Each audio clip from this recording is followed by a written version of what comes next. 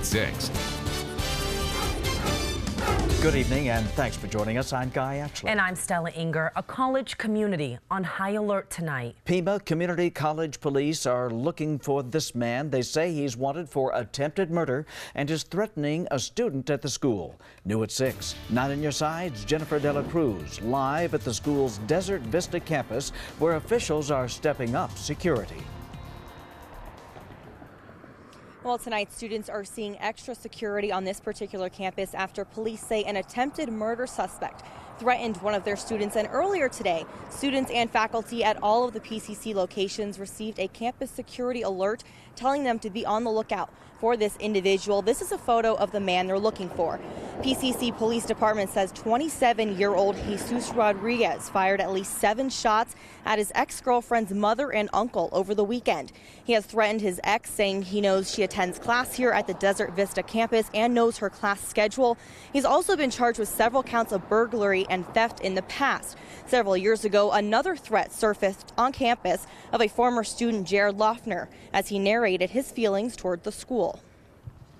Pima Community College, one of the biggest scams in America. The students are so illiterate that it affects their daily lives.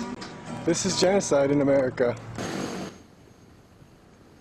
That video shot by Loeffner before he opened fire outside a Safeway store on January 8, 2011. The shooting killed 6 people and injured 13 others, including former Congresswoman Gabrielle Giffords. The school says they have since taken steps toward addressing students with mental health issues and increasing security on campus. PCC officials say they will continue to have extra security at their Desert Vista campus until Rodriguez is in custody. If you have any information, call 88 Crime. We're live from Pima Community College. Jennifer Dela Cruz, KGUN9 on your side.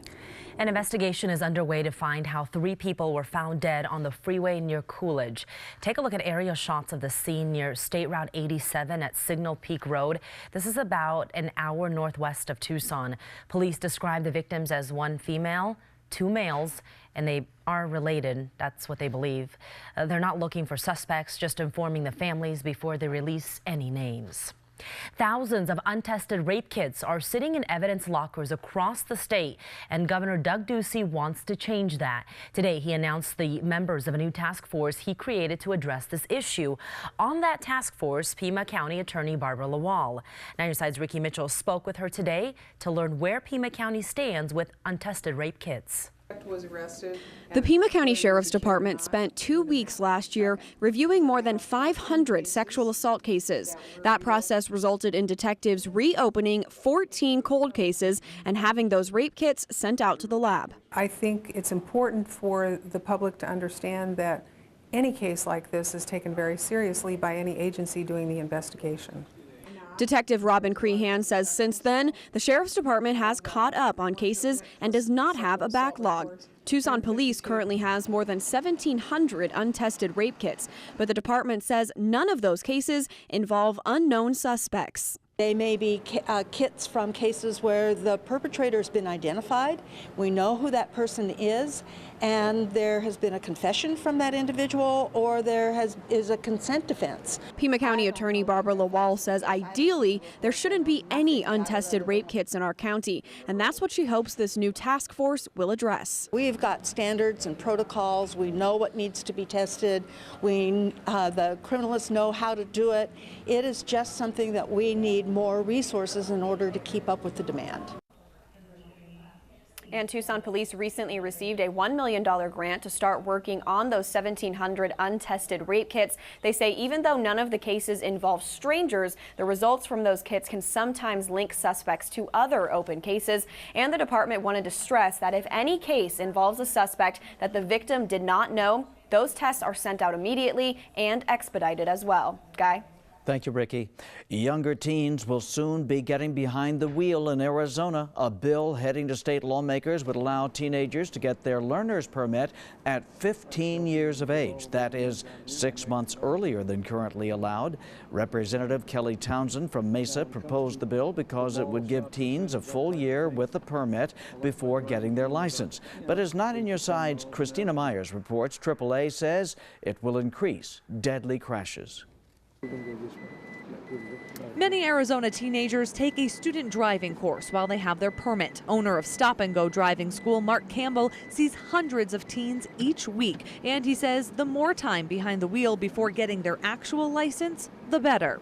We want them to practice, and in between, if we can get parents, grandparents, whomever's going to drive with them, to work with them some so they can solidify what we've gone over with them, kind of build on that, then we can take that next level on the next drive. But while having a permit for a full year means more practice, some say 15 is too young to start. Campbell says, though, it completely depends on the individual. Are there students mature enough to do that? Are young people mature enough to do that? Absolutely. Are there some that aren't, even at 17, 18, 19? Absolutely. Still, Tucson's AAA spokeswoman Valerie Vinyard says AAA is very much opposed to this change. She points to research from the Insurance Institute for Highway Safety that says lowering the permit age would cause the number of deadly crashes to increase by 7%. Christina Myers, KGUN9 on your side. Many more drivers will be on Grant Road when the widening project is complete years from now. But will more cars add extra requirements to reduce the noise that will flow into neighborhoods? KGUN9 on your side's Craig Smith is live along Grant with what the city plans to do. Now, we got our own sort of basic decibel meter to do some of our own experimenting out here. About 80 decibels, especially when passing motorists are screaming at us, but about 70 during the lulls. Now, the city used more precise measurements to decide that when even more cars roll down Grant because of that widening, there is probably no need to put in sound mitigation here. Grant Road can be a noisy place. The long-term widening project could make it at least a little noisier.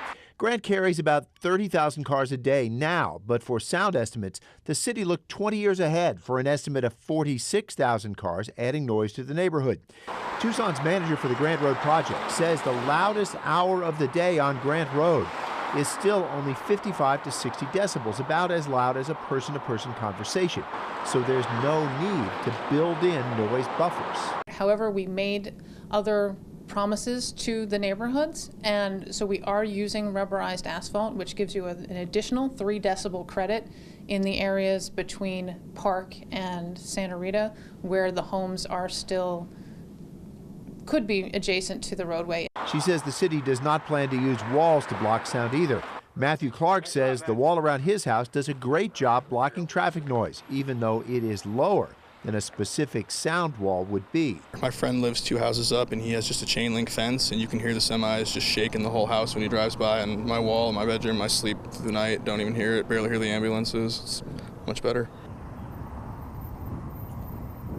Now, the city does say sound walls can cause other sorts of problems. They block light going into the neighborhood. They certainly block views. Police say they block the views of officers who might be scouting through the neighborhood, and they give burglars a chance to hide out where they'll go undetected.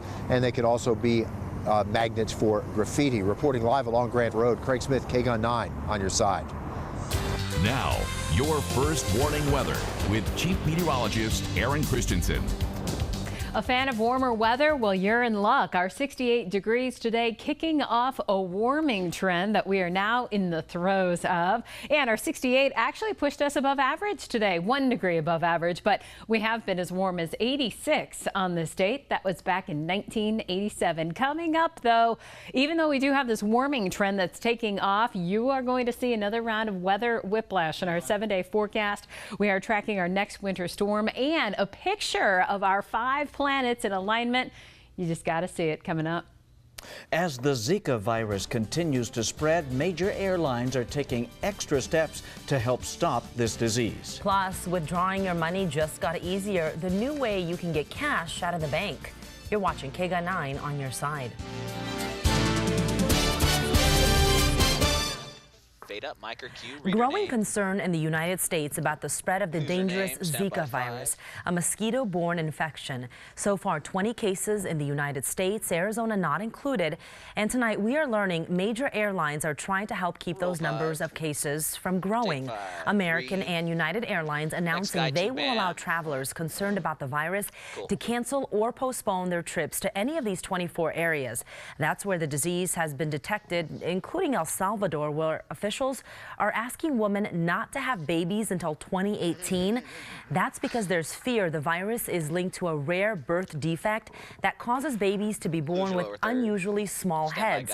Symptoms of the virus include fever, rash, joint pain, and red eyes, and can also last from a few days to about a week.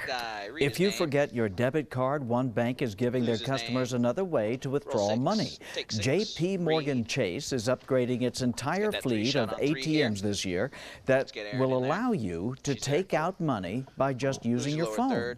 This technology might sound familiar because it's the same one that allows Apple Pay and other payment apps to work. Soon you'll be able to do everything from your phone. Yes, you're right about that. Might as well. Just don't lose your phone. That is the scary part. Therein lies the rub. And you know, when you forget your phone at home, you have to go back and get it. Most people do. Yeah, I don't necessarily, but a lot of people can't be without it. Well, we're still talking about our planets aligning in the sky, and we have another opportunity tomorrow morning to view them, but if you don't want to get up that early, we've got a picture that was taken by a famous astronomer who lives here in Tucson. That's next. And with the baseball and softball seasons fast approaching here from both Wildcat coaches, next, you're watching KGUN9 on your side. 58 different Super Bowls. On your side first warning weather with Chief Meteorologist Aaron Christensen. Well, we've been talking about this for some time now. The 5 planets that are aligning in our pre-dawn sky, viewable by the naked eye. And of course, we got a telescope. That helps too. But we're talking about Mercury, Venus, Saturn, Mars, and Jupiter. And we've been going through those sky conditions. Which mornings are the best for viewing this? Well, we do have a famous astronomer who lives here in the Tucson area, David Levy. You'll recall the name, should sound familiar. He, along with the Schumachers, discovered their comet in 1993. That's the one that later collided with Jupiter. Anyways, he took this picture this morning, and he says he just took this with a camera with a fisheye lens. Mercury, the faint star-like object to the left. Venus, the bright object toward the left. Just to the right of Venus, you'll see what looks like 3 stars there. It's kind of tough to see in the picture, I know. Saturn is the one in the middle. Near the middle of the picture, he says, is Mars, very obviously red and round, and to the far right is Jupiter. I'm going to post this picture on my Facebook page here in the next couple of minutes, so if you want to take a closer look at this picture, you can do that. Thank you, David, for sending that to us. And if you want to go check it out yourself, the next couple of mornings looking pretty good for viewing. Mostly clear skies. Will be a little warmer. Tomorrow morning, 39, 41 Friday, Saturday morning at 43. Sunday, though, we could see some clouds obscuring our view of that alignment moving in, but 46 degrees for the morning low.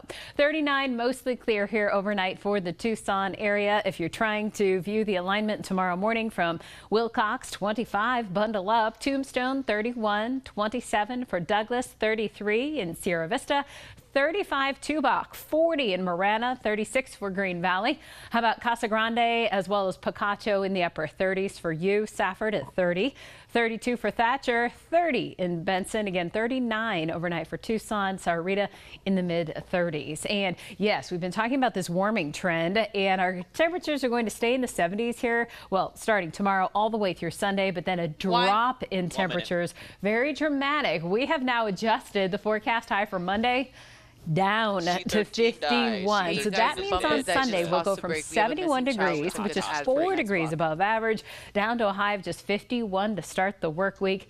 If rainy days and Mondays always get you down, well, next week could be a toughie for you. Let's talk about why we're seeing these changes. Right now, we still have the high pressure over us. That helps to keep our skies clear and our temperatures warm. But we have not just one, but 2 storm systems now that we're tracking. And these 2 are going to join forces, kind of merging here in that Sunday night to Monday time frame. And that will bring us not only those cooler temperatures, but solid chance at valley rain and mountain snow. So again, Sunday night through Monday. As far as the rain is concerned, up to about 3/10 of an inch for the valley locations. Mountain snow above 5,000 feet could see up to 7 new inches of snow, Mount Lemmon. And as far as those temperatures are concerned, again, that 20-degree drop in high temperatures with our next 2 storms kind of moving in together. 73 and mostly sunny for us tomorrow. Your 7-day forecast does hold the promise of those 70s all the way through Sunday. Then again, next week we'll be in the 50s. Yeah, at least Monday through Wednesday. Don't forget the umbrella Sunday night and Monday. All right, Aaron, thank you. Go 3. Time to start thinking about other sports, isn't it? Yeah, baseball, softball, just a few weeks away for the Wildcats. Softball coach Mike Candrea and baseball coach Jay Johnson have a combined 30 years at Arizona. They just happen to come all from just one of those two names. Both coaches, though, spoke today. Ashley Brewer has more on the Wildcats legend and newcomer. Take 6 sound. Somebody told me the other day I sound like Sean Miller, and that might be the best compliment I've ever gotten as a coach. Baseball coach Jay Johnson was referring to his hoarse voice, but he is the remedy for an Arizona program that has missed the postseason the last 3 years. Each game to us is the Super Bowl. It's 56, or in this case, we have 58 games this year because we're going to Hawaii, 58 different Super Bowls. What Peyton Manning is to his Super Bowl-bound Broncos is what Bobby Dalbec will be to this year's Wildcat team. I've probably only seen one player, and that being, Chris Bryant, that has as much or more power than he does. The junior third baseman and pitcher was named to 3 preseason All-American lists. Someone who's no stranger to coaching All-American caliber players, Arizona softball coach Mike Candrea, who enters his 31st season at the U of A. This season is headlined by pitchers Michelle Floyd and National Gatorade Player of the Year Taylor McQuillan. The strength of this team this year is going to be pitching, which is something that has been a little bit weaker, shall I say, in the last few years. Similar to the baseball program, the softball season started off on a blank page, or better said, jersey. The softball players were given solid white blank jerseys at the beginning of fall practices. Just felt like kids didn't really understand what the A was all about. So we made them kind of earn the A. We had an A ceremony every week. Ashley Brewer, KGUN9 on your side. Well, it could be a milestone night at McKell Center tomorrow. 18th ranked Arizona basketball hosts 23rd ranked Oregon. It would be the 50th straight home win and the 300th career victory for head coach Sean Miller. Take 7 sound. I think for us, we would have to play our best game of the year at home to beat Oregon. I think they're the conference's best team. They're playing great basketball. We have a couple things from an injury perspective that have shortened our depth, and we have no room for error. We're going to have to play incredibly hard. Going to depend a lot on the crowd. The Ducks are a game ahead in the Pac-12 standings. The 18th ranked Wildcats and 23rd ranked Ducks can be seen at 7 o'clock if you can't get out to McKell Center. The game is on ESPN2. Thank you, Jason. And we'll be right back with some breaking news on a missing child. Stay with us. Take 5 sound. Stand by. And this just into our newsroom. Deputies are looking for a missing runaway 10-year-old. Take a look at him. Here's his picture. His name is Peyton Hunter. He was last seen around 4 p.m. with some friends near the Burger King near West Golder Ranch. That's near Oracle Road. He has short hair, green eyes. If you have any information, please call 911. We'll take another look at the weather when we come back.